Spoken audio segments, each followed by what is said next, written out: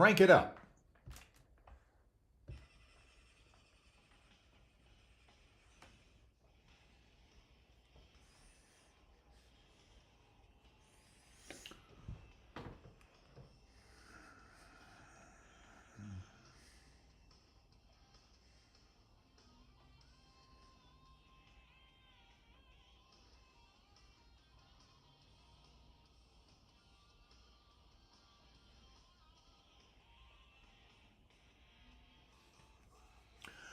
All right, you're listening to Truth in Politics and Culture with Dr. Tony Beam. That would be me. I serve as the Senior Director of Church and Community Engagement for North Greenville University, also do public affairs for the university. And I am the policy consultant for the South Carolina Baptist Convention. And I also serve as interim pastor at Reedy Fork Baptist Church over in Fork Shoals. Yeah, I got a lot of places where I crank it up, and thinking about that during this July 4th holiday week. I'm actually off this week because I just needed a little bit of a break, and heading into July 4th, I thought that would be a good time to take a little time off, do some work around the house. Don't have any big plans to go anywhere. Just going to have some family over for the 4th and do things like that, and otherwise kind of stay pretty close to the house. Hope you're doing the same, that you're having a great week and enjoying maybe some time off, hopefully, as we get closer to the 4th, and maybe being able to spend some time with your family. It's good to have you listening to the program today. By the way, the podcast for this program will be up about an hour or so after the show, and you're welcome to go take a listen to it. You can find it at Apple Podcast or Spotify. All you got to do is look for Truth in Politics and Culture, or you can just search my name, Tony Beam, and you should be able to find it with no problem.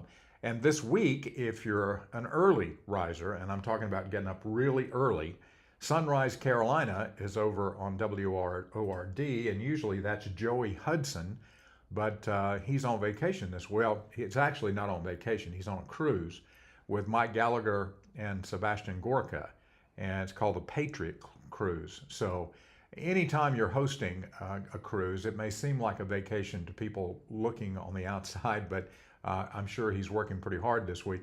But in any event, I'm guest hosting for him.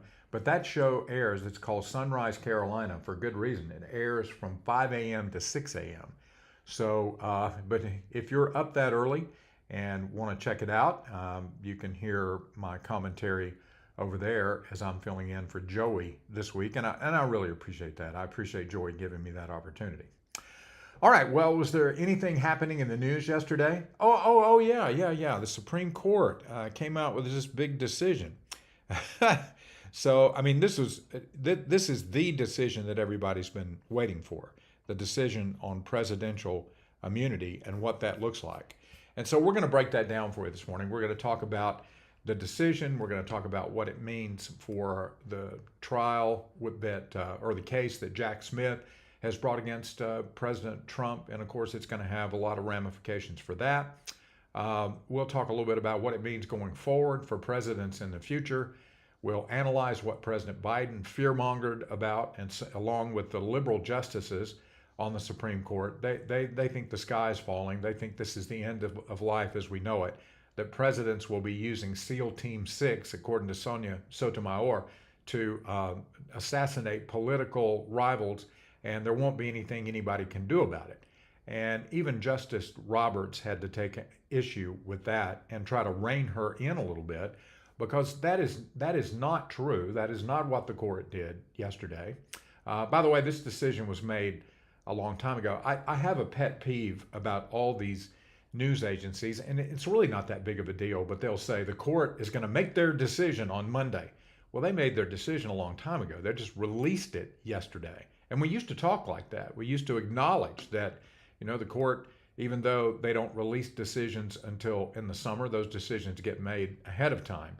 But somehow we've kind of drifted away from that. All right, here's an overview of the decision, and it's 100 and something pages, and it's a lot of legalese. But just to put it into three categories, this is kind of what the court did yesterday, released yesterday. I would say I would put it in three file folders, their decision. The first folder says when the president engages in actions that are reserved specifically for the president of the United States, the president has total and absolute immunity and therefore cannot be prosecuted for any action taken in that capacity. Now, liberals and progressives, they want to blame the court. And the truth is that Jack Smith's case and the Democrats' rush to bring charges against Trump in order to keep him from being president. This idea that they're going to protect Biden even though they know he's a weak candidate by coming up with all these charges and either keep Trump in the courtroom perpetually so that he can't campaign and can't be competitive against Biden, or maybe get a conviction like they've gotten in New York and turn public opinion against President Trump in order to get Biden another 2 years or a year or whatever in the White House. I mean, no, I don't think anybody believes that should Biden be elected that he's going to be president for the next 4 years. There's just not any way that he's going to be able to do that. So I mean, from a mental acuity or physical stamina, any of those things, that's become very obvious. So all of these tactics are designed for one purpose, and that's to affect Trump's ability to be elected. And because they brought these charges, they forced the Supreme Court to deal with a question that it hasn't had to deal with directly before, which is presidential immunity, because we haven't had a president, a former president, charged with crimes like this before. And so if Democrats want to blame somebody for this, for the Supreme Court having to weigh in and having to actually think about the Constitution instead of just thinking about winning the next election, then Democrats have no one to blame but themselves for this. And that this decision had to come down at this point. So anyway, file folder number one. President engages in actions that are reserved specifically for the president. In other words, nobody else can do this other than the president of the United States. He's absolutely immune. File folder number two, actions where the president is not acting like a private citizen, but engaging in actions that other high-ranking officials can do, such as discussions that the president might have with other members of his cabinet, and in this case, discussions the president might have with state leaders of the individual states. In that case, the president has presumptive immunity, meaning that the outer limits of presidential power might be subject to prosecution in extreme circumstances. But Chief Justice Roberts set the bar high for another prosecutor, or for any prosecutor rather, in those cases. He said, quote, "At a minimum, the president must therefore be immune from prosecution for an official act unless the government can show that applying a criminal prohibition to that act would pose no danger of intrusion on the authority and functions of the executive branch." So, in other words, Roberts is saying in this outer circle where the president has official capacity or actions that he may take that fall within the purview of the president, but is also shared by other cabinet officials or others in the White House circle, or other people that are more than just private citizens. So in other words, the vice president could talk to these state officials, the Secretary of State. I mean, there are people within the president's orbit. So the president is not the only person that could take an official action in that capacity. And so in that orbit, it's possible, although unlikely, because the president would have presumptive immunity. You'd begin with the idea that the president is immune from prosecution in those cases, and then you would have the burden would be very high. You would have to prove that any prosecution of the president in this outer circle where he's communicated with members of his cabinet or state leaders or anything like that that falls into that category, then you have to prove that those charges are not going to limit or intrude or impede in any way the authority of the executive branch, which would be the authority of the president. So that's folder number two. Folder number three, everything else, unofficial, private acts, there's no immunity for the president. So first of all, and we're going to talk specifically about what President Biden said about all this, But this notion that liberals are putting out there, progressives, AOC in particular, she wants to file impeachment articles of impeachment against all the conservative justices. She wants to go waste paper. I thought she was an environmentalist. She didn't want to cut down a whole lot of trees. That's going to be a big waste of paper for her to do that. But in any event, she's probably going to do it because that's AOC. But it doesn't mean that the president can do absolutely anything that they want to do and not face prosecution for it. Because any kind of the court was very clear that the private acts and unofficial acts, things that the president does that doesn't fall under his authority, either direct core principle authority or the things that he would do that sort of form the outer perimeter of executive power, those things can be prosecuted. So we don't have an environment. The Supreme Court has not created an environment where a president can commit an obvious crime and not be held accountable for it. That was, in fact, a lot of the decisions about what official acts and unofficial acts are, official acts and private acts, have been turned back to the courts. And that's something that is, by the way, very much John Roberts. I mean, Roberts, we've seen before, doesn't want the judicial branch, and particularly the Supreme Court, to become the supreme arbiter of what happens with the law. He thinks that the lower courts need to be given the responsibility to sort out details, that the Supreme Court, their job is to rule broadly on issues, to give guidelines, and then to tell the lower courts to operate within those guidelines, instead of the Supreme Court saying, here is every possible scenario, and this is what we think about every scenario. And that's what, by the way, that's what progressives would do if they had control of the Supreme Court right now.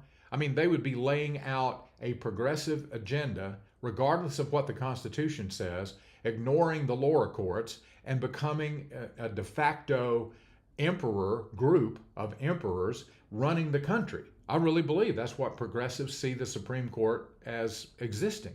It exists in order to push through an agenda that the American people would never vote for.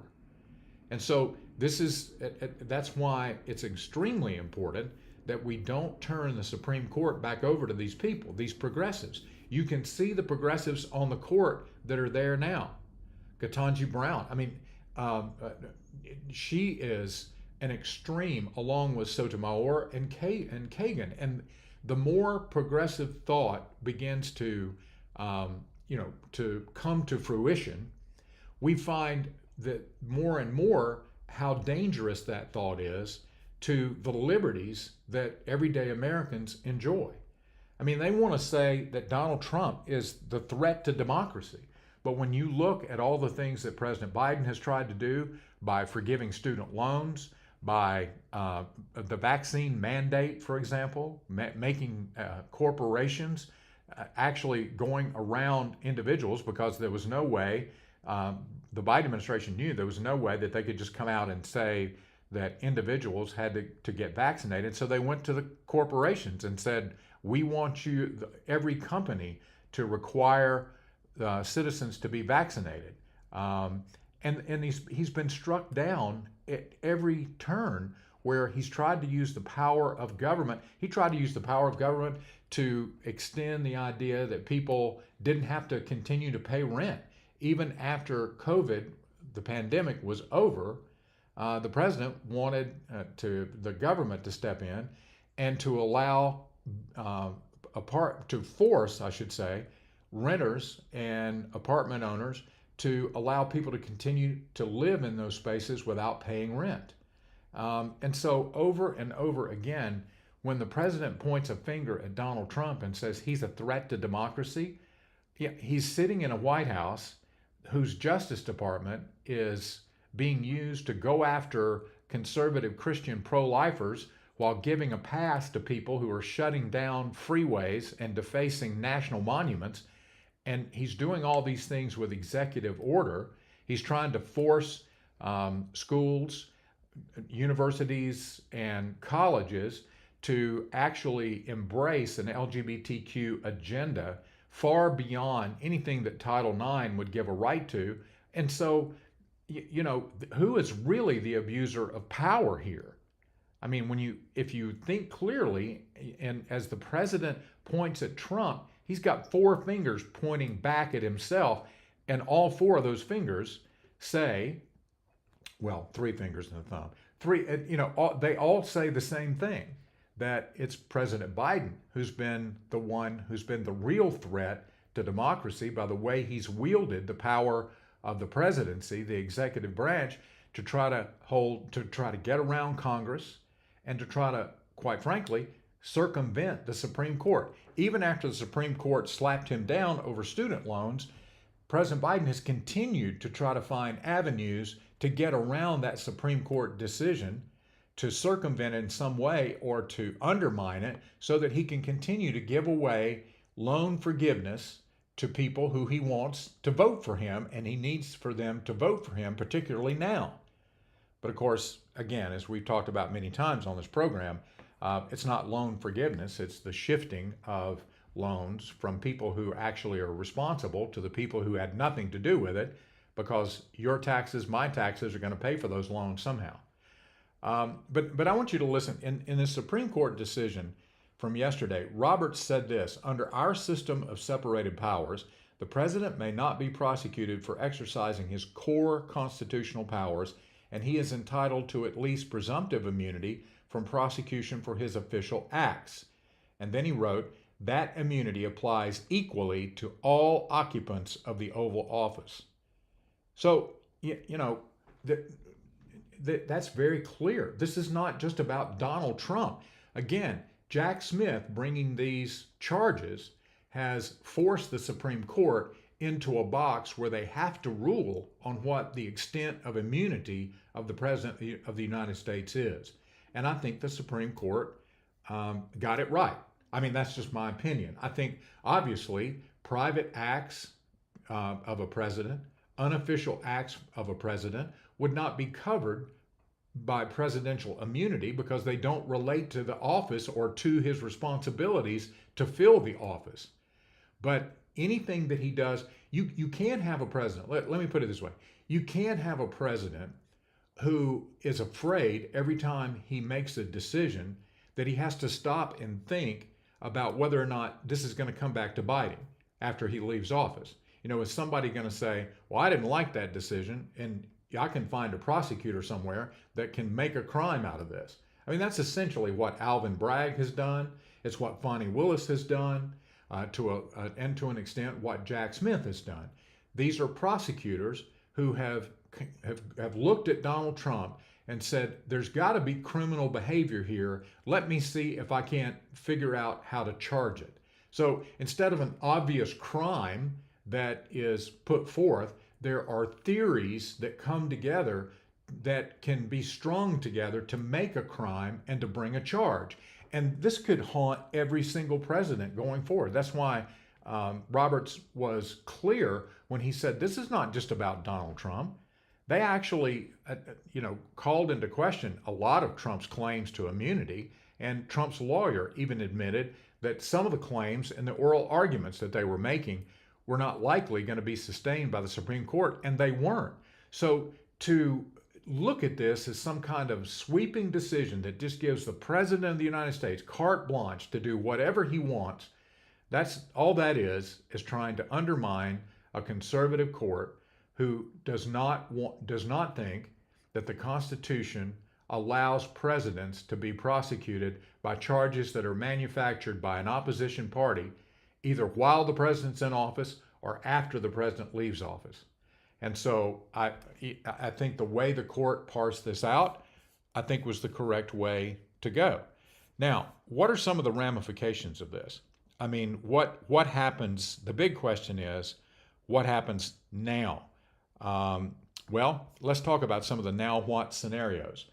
Because the Supreme Court sort of split the baby between official presidential acts and non-official, then the case of Donald Trump Jack Smith's case of accusing Donald Trump of all kinds of things associated with January 6th, from trying to pressure the Secretary or rather the Justice Department, the Attorney General, into doing his bidding. By the way, that charge is gone. That's one that's not going to be debated because the Supreme Court specifically addressed that definitely a president's interaction with the Justice Department would fall within the parameter of his official acts. So if Jack Smith thinks that part of the case is going to survive, that's already gone because of what the Supreme Court said about it. So what about the other decisions? Well, it's going to have to go back to Judge Chutkan, and Judge Chutkan is going to have to use some manner of decision making to decide what is an official act and what is an unofficial act. And of course, for Democrats, and the reason I say for Democrats, I don't think anybody else should be worried about the time crunch. You know, I'm looking at an article here from Politico, and it's published today, and they're talking about, it's by Josh Gernstein and Meredith McGraw, and it's talking about Tanya Chutkan has a time crunch. If a trial before Election Day was difficult before the immunity ruling, it's all but impossible now. That's a sentence right out of the article from Politico. Well, wait a minute. I thought that the criminal justice system is not supposed to work on a calendar. It's not supposed to pick a date that's politically advantageous and for a particular party and say, well, we've got to have this trial by this date, because that's pretty much admitting that the entire purpose of the trial is to affect the outcome of the election. So the ball is in Tanya Chutkan's court right now. She's going to have to go through the charges. And of course, it's somewhat in Jack Smith's court. Jack Smith he's going to have to drop the charge that has Trump talking to the Attorney General, charging him with trying to influence the Justice Department, which of course is the president's prerogative. I think everybody knew that before this ruling, but this ruling makes it official. So that part of the case is gone. But what about the other parts of the case? Well, part of Smith's case is that Trump talked to state officials. He talked to Brad Raffensperger in Georgia. I think that's the right name. But anyway, the Secretary of State in Georgia, about finding votes, which Jack Smith interprets as Trump trying to get votes manufactured so that he wins Georgia. And I don't think that's what Trump meant at all. And of course, the jury would have to decide that. But now the court has said that this falls into that outer parameter, that the President of the United States can talk to state officials without, and that is an official act. It's sort of the outer circle of an official act of the president, but it falls within that outer circle. So now they're going to have to determine, all right, can I keep that charge in this indictment, or am I going to have to go back to the grand jury and start over? Well, if Jack Smith does that, he's going to have to resubmit a new case that has been shaped by this decision to a grand jury, or he's going to have to allow Chutkan, the judge in the case, to sort through all of these charges and determine which are official and unofficial. And of course, you know what's going to happen then. Chutkan's going to say, okay, this is an official act, this is unofficial. Then Trump's lawyers, if it's a decision that goes against Trump, they're going to challenge that. And then that's going to have to be heard. There'll be a hearing on whether or not Judge Chutkan should be overruled on her decision about what an official act or an unofficial act is. So that's really going to get to be interesting. So certain parts of this case are gone, and the other parts of the case are going to be subject to further examination in an evidentiary preview. Now, already there are progressives writing about this, saying that maybe we don't have to have a trial before November. Maybe all we need is to have an evidentiary hearing. So in other words, Judge Chutkan could maybe in September or October, I mean, they would have to get the timing right, but in September or October after the conventions, which are Democrat and Republican convention, will soak up the news cycle. But after that, what they might can do is have evidentiary hearings that would be public, so it would get all of this evidence that the Democrats believe would hurt Donald Trump. It gets it out into the news cycle. It puts it in the courtroom in a way that is the American people begin to hear some of the details of Jack Smith's case. Now, I think this is another swing and a miss by progressives, by the Democrats, because what they're hoping is that when the American people sees all of this evidence, they're going to conclude that Donald Trump is a terrible person. And every time that they've made that accusation and tried to release information, it has caused the American people to say, no, Donald Trump is actually being the target of a political opponent with all these prosecutions. So I'm not so sure that opening up the evidentiary hearings, where all of this information has to be presented before Judge Chutkan so she can make her decisions, is actually going to lead to what the Democrats want it to lead to, which is people drawing the conclusion that Trump is a terrible person. They've actually tried this and it hasn't worked, but they keep swinging because they think in their own mind, they've convinced themselves that Donald Trump is the devil, and they can't believe that the American people don't see that the same way they do. So they think, okay, it's an information problem. It's because the American people just don't have enough information. But as soon as they see this, as soon as the court begins to look at this, then they're going to see it. And every time the American people look, what they see is not Trump being a terrible actor. They see a government under the direction of President Biden going after someone who is a political opponent. And that hurts them every time. Here's a quote: Judge Chutkan will now need to hold hearings to separate immune official acts from unofficial acts. This is a former federal prosecutor, according to Politico, Randall Ellison. He said, I think that means there almost certainly won't be a trial before the election. That's a foregone conclusion. I don't see any path where they could get this thing done fast enough to have a trial. Now, they're going to try because, again, the whole purpose, they've got to stay on schedule. I mean, if this was a true charge and a concern about the law, then everybody involved would want this to go forward in a manner that examines every legal possibility so that they're sure that they're presenting the right information to a jury. But it's never been about that. It's always been about keeping Trump occupied or getting him convicted of something that the American people would actually care about. So here again, I think that means that almost certainly there won't be a trial before the election. There could, however, be extensive hearings to make the immunity determinations in the absence of a trial. Now, this is Randall Ellison, the former federal prosecutor. In the absence of a trial, those will at least serve to remind the public about the events of January 6th and Trump's efforts to overturn the election. There it is. They're saying the quiet part out loud. They're just admitting that this whole thing is about getting that information into the minds of the people. It's not about even convicting Trump. It's about convincing the American people that he's a bad person and they have to go out and vote for Biden. Why else would it matter as to when this trial comes to fruition? Now, I get it. I know the prosecutors, Jack Smith, is concerned that if President Trump should be elected, that he'll just make the whole thing go away. But considering how the whole thing has been manufactured to this point, particularly this trial over January 6th and the trial in Georgia, it needs to go away because this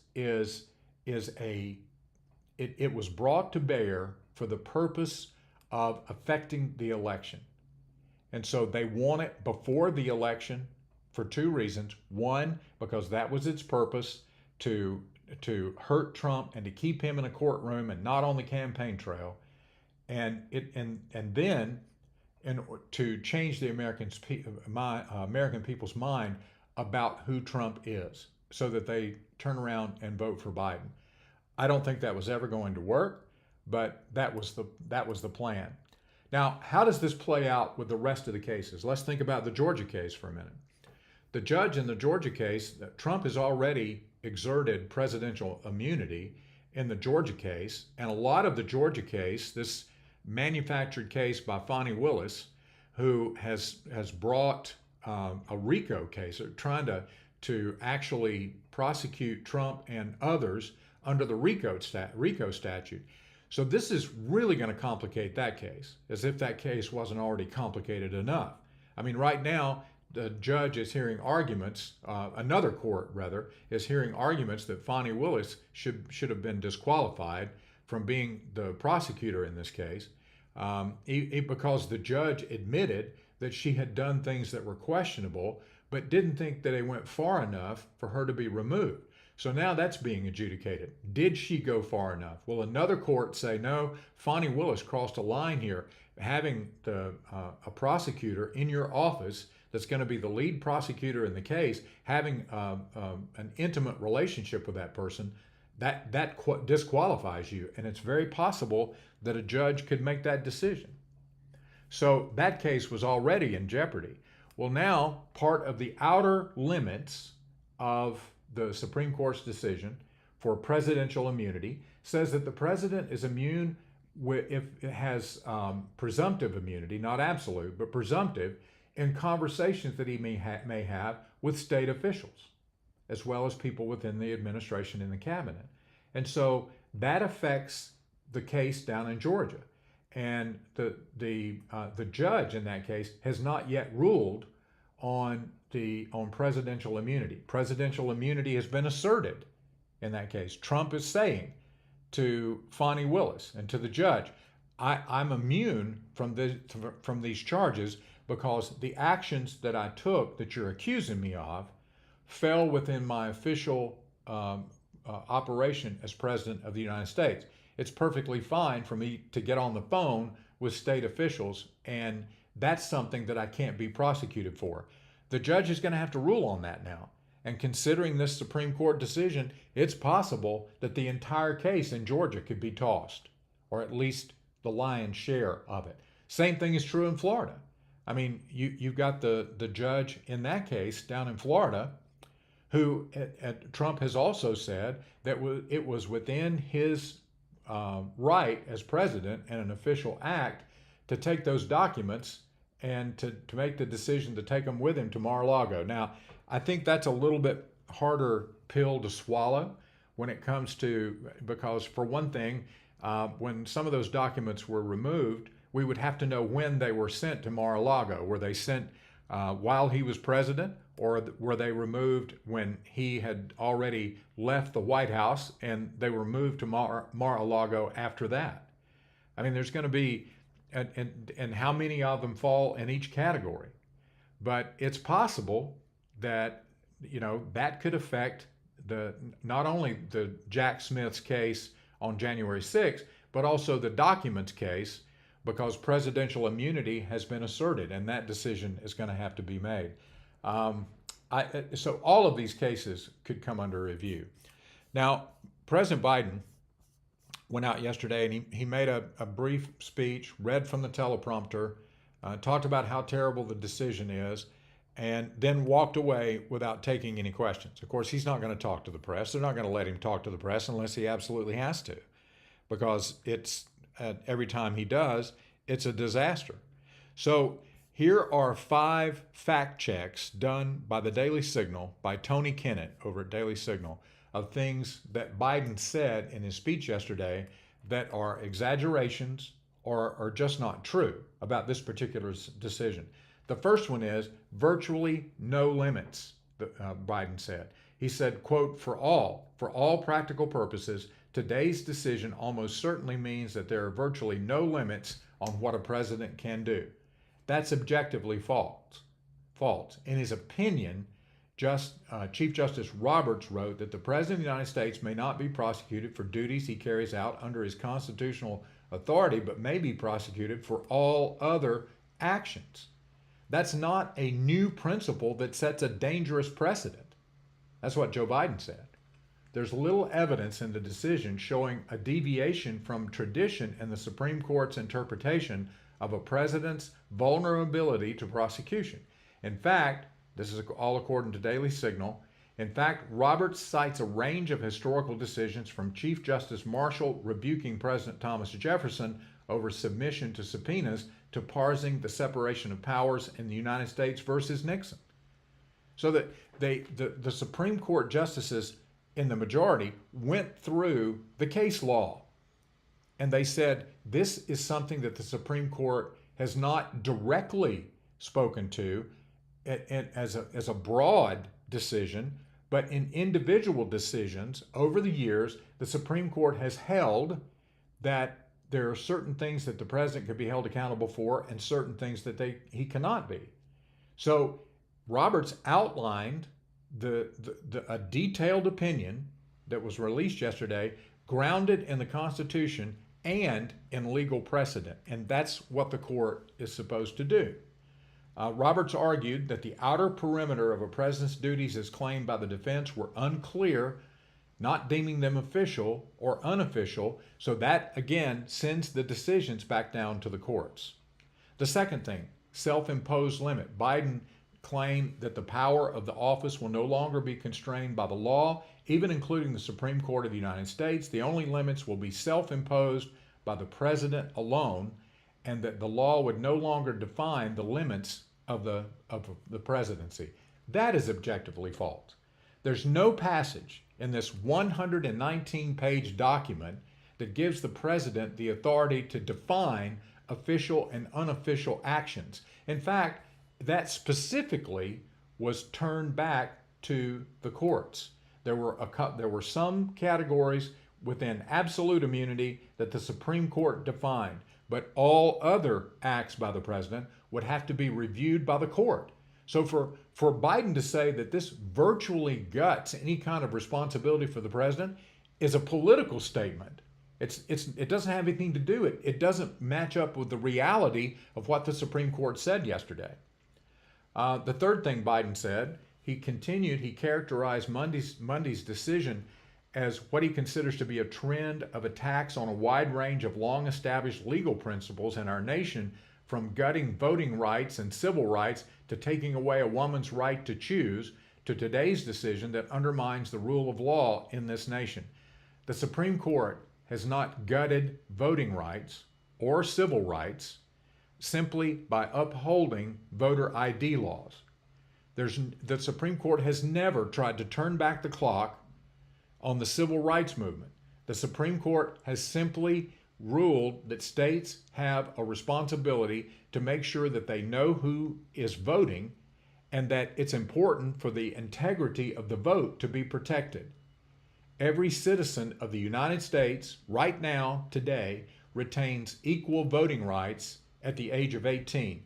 And in fact, they have the most voting rights of any citizen in U.S. history. There's no poll tax.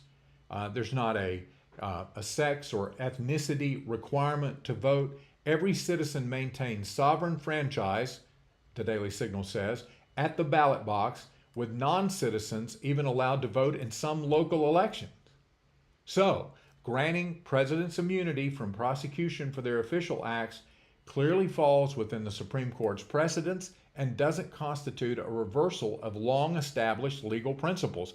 That goes back to the last thing I was talking about, which is that Justice Roberts made it clear that the court went through the legal precedents that have already taken place and cited every one of them in the decision.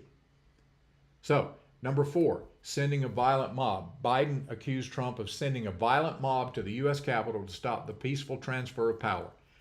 Look, let me say at this point that I wish President Trump had done more on January 6th to stop people from going into the Capitol. I think he waited far too long to issue statements and to try to quell what had turned into a violent mob. I don't believe that President Trump is responsible for the mob. I don't believe that he sent them there. In fact, he told them to peacefully go to the Capitol to let their viewpoints be known, and that's when things got out of hand. I mean, when you think about the difference between that and the leaders of these radical protest groups on college campuses and these radical groups that support supposedly support Palestine, but what they're actually doing is supporting Hamas. They're telling people to go out and block entrances. They're instructing them to deface monuments. That's part of the plan. President Trump never did that. He didn't tell the people on January 6th to behave in a violent manner. Now, again, I wish he had done more once the things got out of hand to try to quell what was happening. But he didn't start it, I guess, is what I'm saying. And that's what Jack Smith asserts. And that's what Biden is saying here, that Trump ginned up the crowd and then sent them to the Capitol. That is not what happened.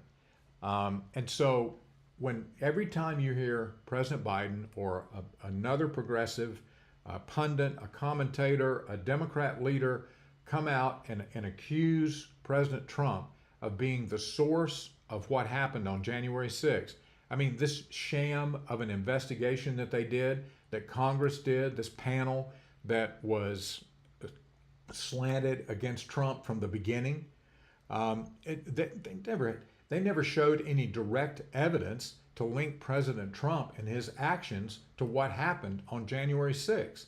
And the reason is because there isn't any. So the fifth thing, Biden says, and this made me laugh out loud. I mean, because Biden said, "I will respect the limits." He says, "I know I will respect the limits of the presidential powers as I have for the last 3.5 years."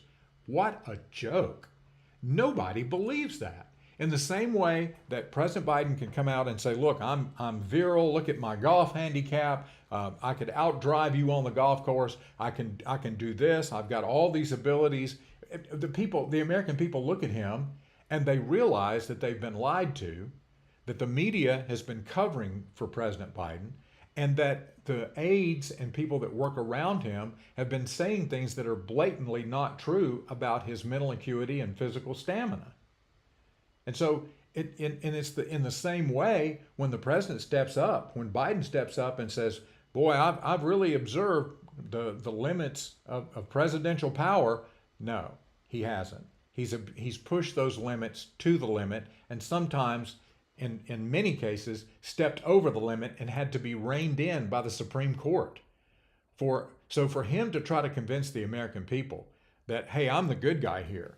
Trump's the bad guy. I'm the good guy. I'm the guy that's respecting presidential authority." That's just ridiculous. When Biden sought to unilaterally forgive billions in student debt, which we've already talked about, this is, again, the Daily Signal, the Supreme Court struck down his first attempt. He responded by issuing executive orders to dismiss even more debt. So don't bother me with the Supreme Court.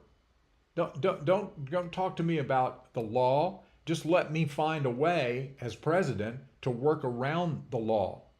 And that is not a respect for judicial restraint or presidential powers. That is a blatant attempt to simply ignore the rule of law to get what you want. And President Biden has done this. I mean, the American people have seen it. People that have paid attention understand that that's exactly what's happened. And so that this argument that you can trust me, Joe Biden, to respect the limits of government, no way that's going to happen.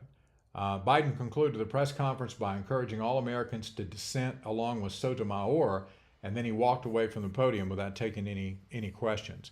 Now, here's the thing about Sotomayor. Chief Justice Roberts really came down on her about what she had to say, and quite frankly, he should have, because she's fear-mongering. When she talks about the fact that a president could use SEAL Team 6, and she uses this extreme example, and I can't remember for sure, but I believe she brought this up during the oral arguments, where she used this as an example, that the president could use SEAL Team 6 to assassinate a political opponent. And it's a good thing that the Chief Justice Roberts reined her in and said that that was ridiculous, that was not something that could possibly happen, and that she was fear-mongering, that she was trying to get people worked up into a lather over this. And as a Supreme Court justice, that's outrageous. I mean, if she wants to disagree with the decision, that's one thing. But to come back and to try to use this, to use the decision as a way to convince the American people that they're going to have a president now that could be totally outside the law, that's not right. And I applaud Justice Roberts for being critical of her. Now and by the way, that's a very uncommon thing. You're not going to see the Chief Justice of the Supreme Court calling one of his colleagues down like he did in this decision, saying, that she was overstating the case and accusing her of fear mongering. You don't see that unless it's an extreme condition. And I can't think of anything that's more extreme than one of the Supreme Court justices trying to suggest that the President of the United States is now a threat to everybody. I mean, or it could be using presidential power to go after political opponents. I mean, if she wants to see an example of that, she needs to look at the current administration. All right, that's all we're going to talk about that for today. But that was, I mean, obviously it's a huge case. There are going to be ramifications going forward, and we will talk about that as we get a little bit further down the road and we see exactly how this case from the Supreme Court is applied. What is it going to mean for the case that Jack Smith's brought? What does it mean for Georgia? What does it mean for the case in D.C.? We'll see, or in Florida. And that'll have to be yet determined. All right. I wanted to talk about this story that came out, it's been a couple of weeks ago. I've kind of had it down, saving it so I can have a little bit of time to talk about it. It's from Hot Air, David Strom, and he's writing about the nation's schools and the overall health of our kids. And both of those things are in disastrous shape, according to the 2024 Kids Count Data Book that's coming from the Annie E. Casey Foundation. They released all these numbers that have been basically checked by the Department of Education. But here are the findings of the most recent school year available, which is 2021 to 22. They don't have all the data from 2023 yet. But for 2021 to 22, in 2022, only 26% of 8th graders were at or above proficient in math. And that's much worse than before the pandemic. It was awful before the pandemic. It was 33% in 2019. Now think about that. I mean, we've got a school system that, for the most part, is not preparing students by the 8th grade to be proficient in math. And the pandemic only made that worse when we shut the schools down and put everybody at a desk in a virtual school in front of their computer.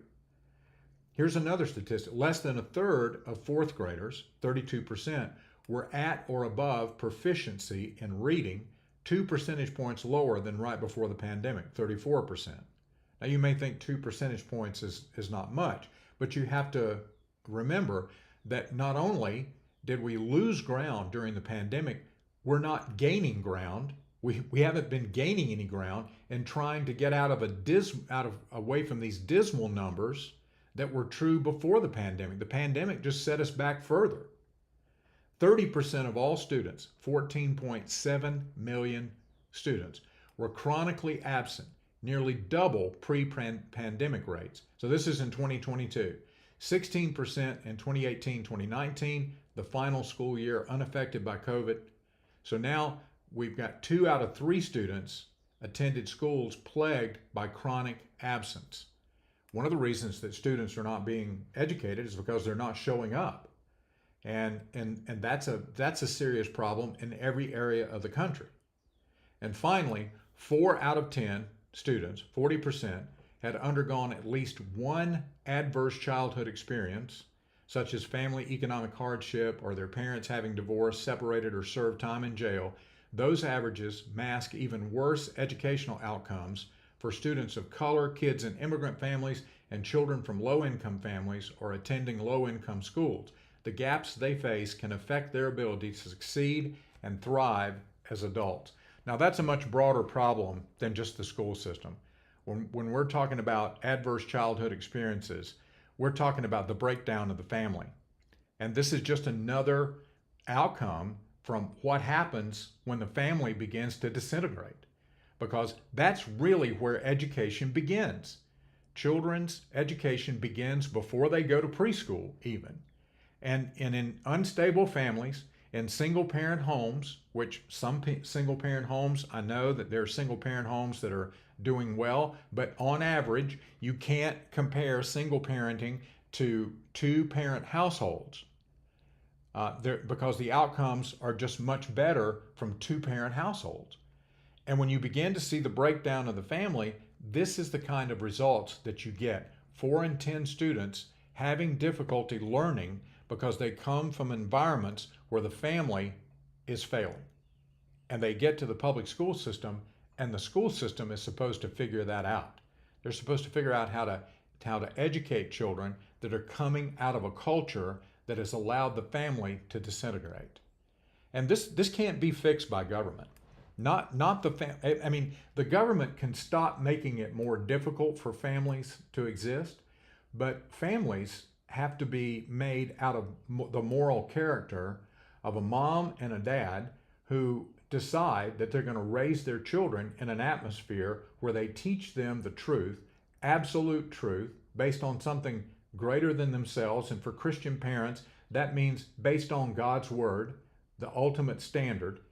And this has to happen in order for students to be prepared to go to school and to learn, because they're coming from a supportive environment.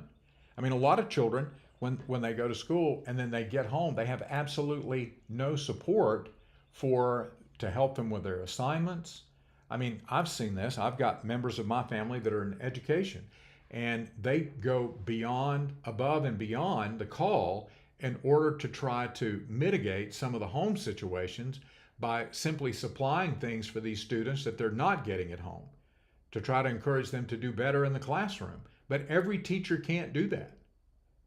So this article from Hot Air says it's impossible to overstate how disastrous pandemic-era policies were, and most people still have no idea that the negative consequences were not just predictable, but they were predicted by many.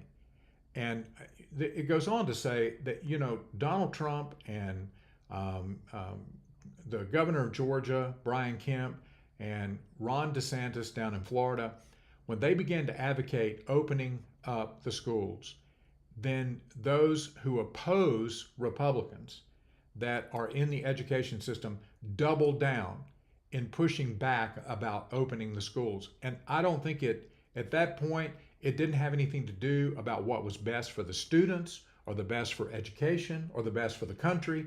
It had everything to do with what the political advantage was in pushing back against Republican leaders, because they just wanted to prove that they were wrong, and concern over the students and concern over their learning went out the window for political considerations. I think it's almost as if Trump had said we need to close the schools, and if DeSantis and Kemp had agreed, that the left might have been pushing to open them up, because then the way that they could express their political opinion would be to push back against Republican leaders. And that's part of why they kept the schools closed. It's not the whole reason, but it certainly, I think, played a role. All right, that's all the time that we've got for today. I appreciate you listening to the program. It's always great to have you along on Facebook and YouTube. Tomorrow will be the last program that we have for the week. I'm going to take Thursday and Friday off. But this program will be up as a podcast, in about an hour or so you can go and follow me there. And if you enjoy the podcast and think it's helpful for you, please leave me a good review so that others might agree. And be sure to like me on Facebook and give me a thumbs up on YouTube. God bless you. Have a great day.